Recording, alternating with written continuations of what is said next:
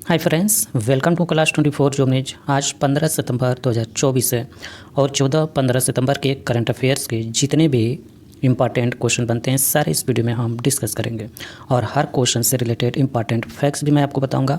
तो वीडियो पूरा ध्यान से देखिए। चैनल पर जो लोग नए विजिट हैं चैनल को सब्सक्राइब कर लेना। तो चलिए स्टार्ट करते हैं। तो पहला क्वेश्चन है, हाल ही में लॉन्च किया गया पोलारिस डान मिशन किस अंतरिक्ष एजेंसी से संबंधित है?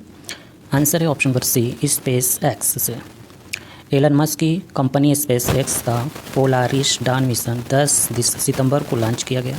पोलारिस डान मिशन में 4 अंतरिक्ष यात्री पृथ्वी से लगभग 700 किलोमीटर ऊपर अंतरिक्ष में चहलकदमी करने गए थे। यह दुनिया का पहला निजी स्पेस वॉक होगा। इस मिशन के क्रू ड्रैगन कैप्सूल को स्पेस एक्स के फाल्कन 9 से लॉन्च किया गया था। नेक्स्ट क्वेश्चन, तो रॉकेट देख लेते हैं। इस मिशन के दौरान ड्रैगन कैप्सूल उस ऊंचाई तक पहुंचने का प्रयास करेगा जहां अपोलो कार्यक्रम के बाद से कोई नहीं पहुंचा है। यह 2 अंतरिक्ष यात्री पहली निजी वाय अंतरिक्ष गतिविधि यानी स्पेस वॉक करेंगे।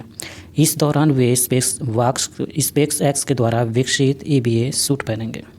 अब स्पेस एक्स के बारे में देख लेते हैं। तो स्थापना हुआ था 14 मार्च 2002 में।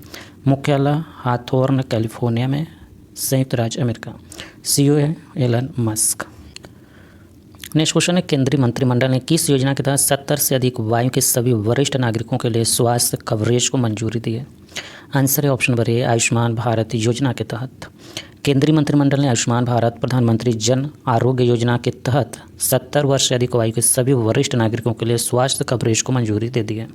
इस फैसले से वरिष्ठ नागरिकों को 5 लाख रुपए तक का मुफ्त इलाज मिलेगा। इससे देश के लगभग 4.5 करोड़ परिवार और 6 करोड़ वरिष्ठ नागरिक लाभान्वित होंगे। इस योजना के तहत आयुष्मान भारत प्रधानमंत्री जन आरोग्य योजना के तहत पात्र वरिष्ठ नागरिकों को एक नया विशिष्ट कार्ड जारी किया जाएगा। नेक्स्ट क्वेश्चन है, हाल ही में किस देश ने 79वें महासभा सत्र में संयुक्त राष्ट्र के सदस्य राज्य के रूप में अपनी सीट ग्रहण की? आंसर हो जाएगा ऑप्शन नंबर बी, फिलिस्तीन ने। संयुक्त राष्ट्र महासभा का 79वां सत्र न्यूयॉर्क में शुरू हुआ, जिसमें फिलिस्तीन को, यद्यपि वह संयुक्त राष्ट्र का पूर्ण सदस्य नहीं है, महासभा हाल में सदस्य देशों के साथ एक सीट आवंटित की गई। अब यूएनओ के बारे में जान लेते हैं। तो स्थापना हुआ था 24 अक्टूबर 1945 में। मुख्यालय सैन फ्रांसिस्को कैलिफोर्निया, संयुक्त राज्य अमेरिका में और महासचिव हैं एंटोनियो गुटेरेस। नेक्स्ट क्वेश्चन है, ग्रीन हाइड्रोजन पर दूसरे अंतर्राष्ट्रीय सम्मेलन का उद्घाटन किसने किया? आंसर है option number D, Narendra Modi ने। ग्रीन हाइड्रोजन और राष्ट्रीय ग्रीन हाइड्रोजन मिशन के बारे में जान लेते हैं। तो बिजली को पानी के माध्यम से प्रवाहित किया जाता है और इसे हाइड्रोजन और ऑक्सीजन में तोड़ा जाता है। यहाँ नवीकरणीय ऊर्जा स्रोतों जैसे सूर्य, पवन, जल, विद्युत आदि से उत्पादित बिजली का उपयोग किया जाता है। इस प्रकार उत्पादित हाइड्रोजन को ग्रीन हाइड्रोजन कहा जाता है। ग्रीन हाइड्रोजन का उपयोग ईंधन कोशिकाओं के उत्पादन के लिए किया जाता है, जिनका उपयोग कार, बस, ट्रक, ट्रेन आदि जैसे परिवहन के लिए उपयोग किए जाने वालों वाहनों में किया जाता है। अगला प्रश्न है, भारतीय सेना किस देश के साथ संयुक्त सैन्य अभ्यास अल नजाह में भाग लेगी? आंसर है ऑप्शन नंबर सी, ओमान देश के साथ। भारतीय सेना की टुकड़ी भारत ओमान संयुक्त सैन्य अभ्यास अल नजाह के 5वें संस्करण में भाग लेने के लिए रवाना हो गई है। इसका आयोजन 13 से 26 सितंबर तक ओमान के रवकुर प्रशिक्षण क्षेत्र में किया जाएगा। अल नजाह अभ्यास 2015 से हर 2 साल में एक बार आयोजित किया जाता है। ओमान के बारे में जान लेते हैं। तो राजधानी मस्कट है और मुद्रा है रियाल। अगला प्रश्न है, हाल ही में PCAF पर हस्ताक्षर करने वाला पहला भारतीय बैंक कौन बन गया है? आंसर है option number A, union bank of India. स्थापना हुआ था यूनियन बैंक का 11 नवंबर 1919 में। मुख्यालय मुंबई महाराष्ट्र में। CEO हैं सुश्री मनी मेखलाई। टैगलाइन है, बैंक के लिए अच्छे लोग। अगला प्रश्न है, एशिया किंग वल्चर के संरक्षण के लिए भारत का पहला केंद्र किस राज्य में शुरू किया गया? आंसर है ऑप्शन नंबर ए, उत्तर प्रदेश राज्य में। उत्तर प्रदेश के गोरखपुर वन प्रभाग के कैंपियरगंज रेंज में एशियाई राजगिद्ध के संरक्षण एवं प्रजनन केंद्र का उद्घाटन किया गया। यह भारत में अपनी तरह का पहला केंद्र है। इसका उद्घाटन मुख्यमंत्री योगी आदित्यनाथ ने किया। यह केंद्र गोरखपुर में लगभग 2.80 करोड़ की लागत से बनाया गया है। अगला प्रश्न देखते हैं। उत्तर प्रदेश के बारे में जान लेते हैं। तो गठन हुआ था 24 जनवरी 1950 में। राजधानी लखनऊ है। राज्यपाल हैं श्रीमती आनंदीबेन पटेल। मुख्यमंत्री हैं श्री योगी आदित्यनाथ। उप मुख्यमंत्री हैं केशव प्रसाद मौर्य और ब्रजेश पाठक। विधानसभा सीटों की संख्या 403 है। लोकसभा सीटों की संख्या 80 है। राज्यसभा सीटों की संख्या 31 है। भाषा हिंदी और जिलों की संख्या 75 है। अगला प्रश्न है, हाल ही में किसकी आत्मकथा 5 डिकेड्स इन पॉलिटिक्स का विमोचन हुआ है? आंसर है ऑप्शन नंबर सी, सुशील कुमार शिंदे की।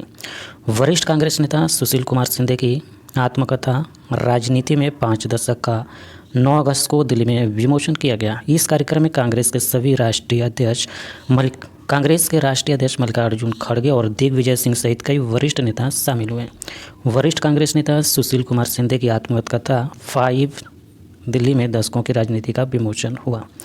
सुशील कुमार शिंदे 2006 से 2012 तक भारत के ऊर्जा मंत्री थे। वर्ष 2012 में शिंदे को भारत का गृह मंत्री बनाया गया। 2002 में उन्होंने एनडीए उम्मीदवार भैरव सिंह शेखावत के खिलाफ उपराष्ट्रपति का चुनाव लड़ा और हार गए। तो हाल ही में प्रकाशित अन्य पुस्तकें देख लेते हैं। तो सूर्य को निगलना है, ये किसका है? लक्ष्मी मुर्देश्वर पुरी का। मूल संरचना और गणतंत्र PS श्रीधरन पिल्लई का। एक असामान्य प्रेम चित्रा बनर्जी दिवाकरणी इसके लेखक हैं। गांधी जी का जीवन श्री अभियान में MK अकबर जी द्वारा लिखा गया है। स्वर्ग में आपका स्वागत है ट्विंकल खन्ना के द्वारा लिखा गया है। 2 पलकों की छाँव में डॉक्टर हेमा जोशी के द्वारा यह बुक लिखा गया है। ढांचे को तोड़ना रघुराम राजन और रोहित लांबा ने लिखा है।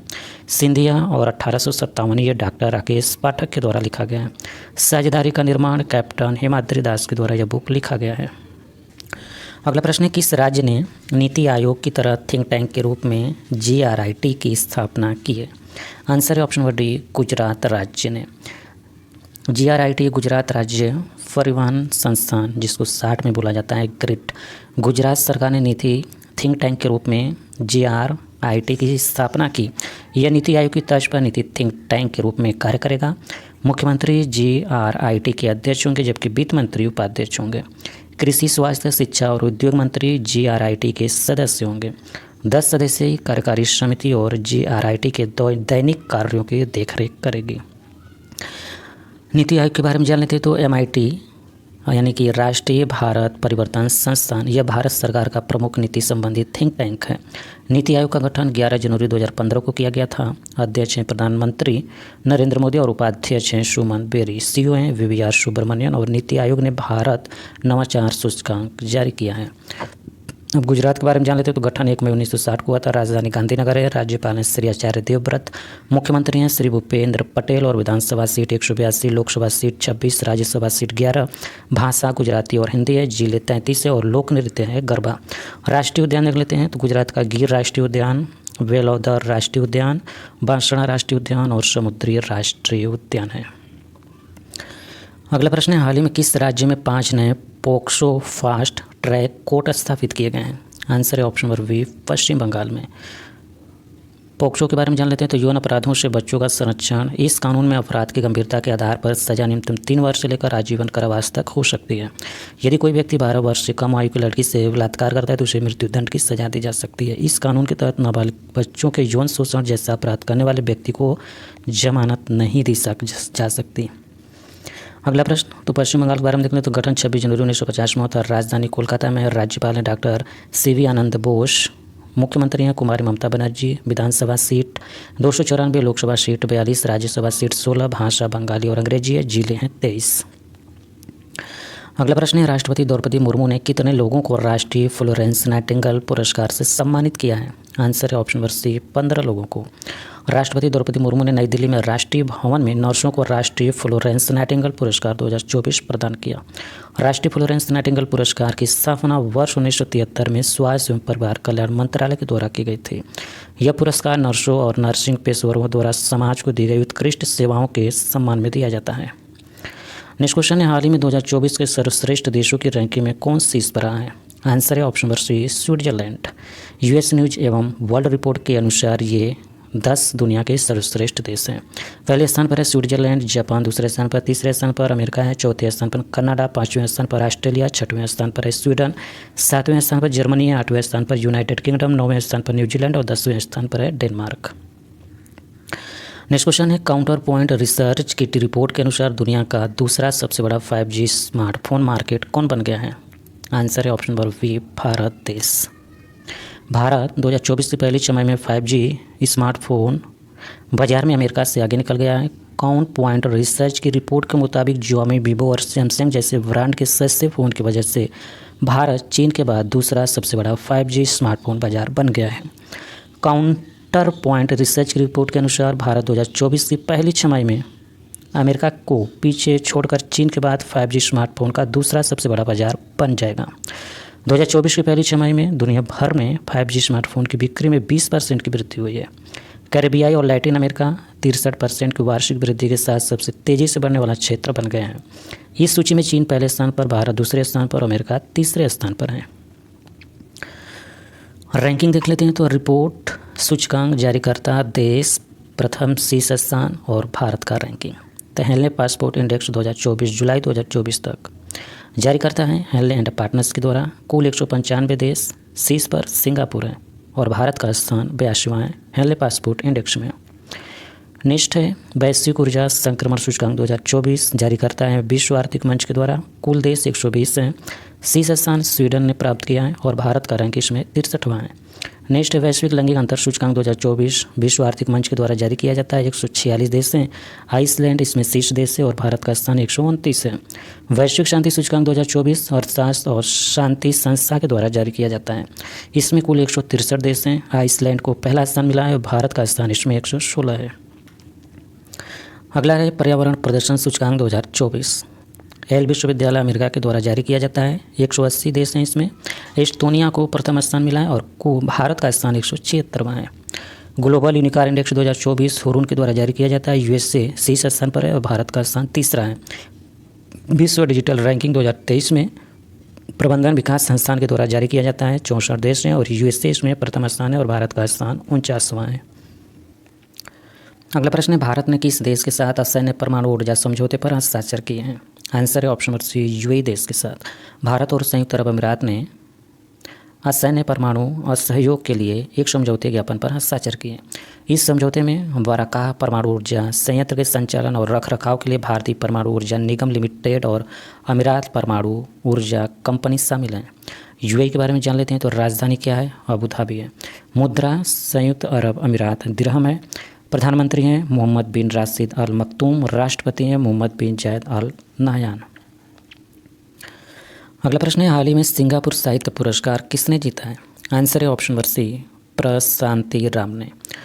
सिंगापुर के नानयांग टेक्नोलॉजिकल यूनिवर्सिटी ने भारतीय मूल की व्याख्याता ने अंग्रेजी में लिखी अपनी लघु कहानी 9 यार्ड साड़ियाँ के लिए एक सिंगापुर साहित्य पुरस्कार जीता है। 32 वर्षीय प्रशांति राम का यह पहला काम 2023 के अंत में प्रकाशित हुआ था। अगला प्रश्न है हाल ही में 45वां फीडे शतरंज ओलंपियाड कहाँ शुरू हुआ है? आंसर है ऑप्शन नंबर डी हंगरी में। हंगरी की राजधानी कहाँ है? बुडापेस्ट। मुद्रा फोरेंट। प्रधानमंत्री हैं विक्टर ओरबन। अध्यक्ष हैं तामस सुल्योक।